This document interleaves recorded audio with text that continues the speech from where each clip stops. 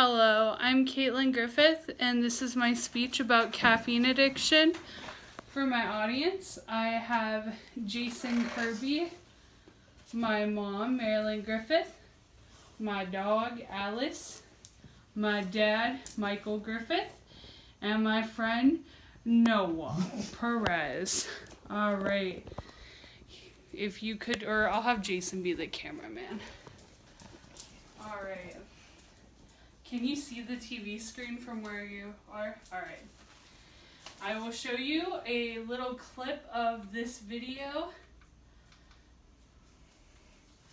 Hopefully it is. Do I need it? Am I under control? Can I beat it? Wake up. It swallowed me whole, but I see it. I know, but do I need you to survive? Does it still matter which one? Just a trip. Am I done when I slip? I can't believe it. I can't believe this happened. And that's the end of that video. So that video helps describe what a caffeine addiction is like. So a lot of us as Americans, and as most of you all work a job or you do some sort of hobby that takes up a lot of your time. You need some days where you have highs and lows with energy. And one of those aids into helping us get through those long shifts or those busy assignments or building Minecraft houses, you need some caffeine espresso shots or maybe some coffee or maybe a Bang energy drink. So, as for me, I try to work a lot, and when I work a lot, they give me these long 10-hour shifts, and the only way I can get through them is coffee. And that's fine. Coffee's fine. Coffee is fine once in a while.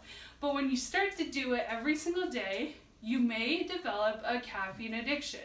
By the end of this speech, I hope that we will be able to define caffeine, understand the symptoms of a caffeine addiction, and also know the long-term effects of a caffeine addiction. So, what is caffeine? Caffeine is a stimulant, and it gives you energy to get through your day. You can find caffeine in multiple different things. You can find it in tea, soda, coffee, and you can find it in some foods, which is really weird.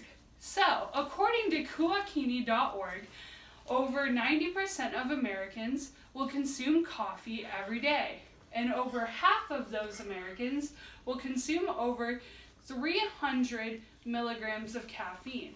Now, according to WebMD, you should only consume about 200 milligrams of caffeine a day. So, for over half of America, we're consuming more than what we should in coffee, which is not very good because in the long term, it has a lot of hefty effects, and you'll see later in the speech.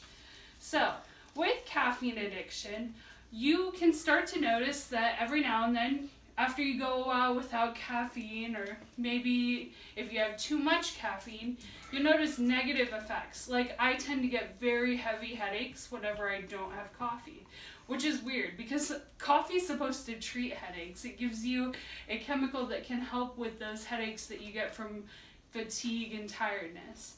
But according to healthline.org, some of the symptoms of a caffeine withdrawal is headache, depression, anxiety, irregular heartbeat, and fatigue. And it's weird because you use this coffee to get over fatigue and tiredness, but it's the same thing that it causes you when you don't have enough of it.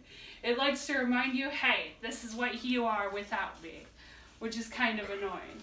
So, now that we understand the symptoms of caffeine addiction, we now need to understand the long-term effects of a caffeine addiction.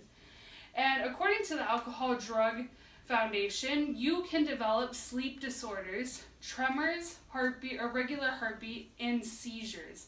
It's weird that my caffeinated creations might soon have me on the floor having a seizure.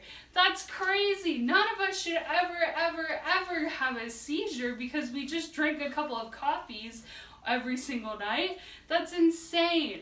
So hopefully, now that you guys know what caffeine is and understand caffeine addiction and what it looks like when you have these problems over a long period of time, this will maybe help you think before you drink a 400 milligram beverage of Bang. Thank you. That's the end of that.